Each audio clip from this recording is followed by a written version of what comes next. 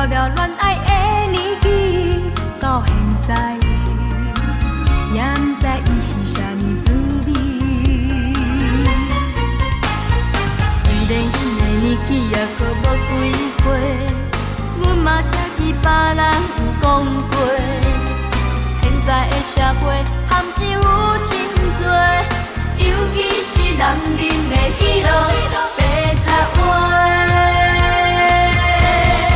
心爱的等一个，对爱情不通太激烈。阮的青春亲像水中莲花，期待爱情陪伴阮的美丽。心爱的等一个，请恁着爱看好详细。若要好的对象，爱慢慢找，千万唔通着急，也唔免惊歹势。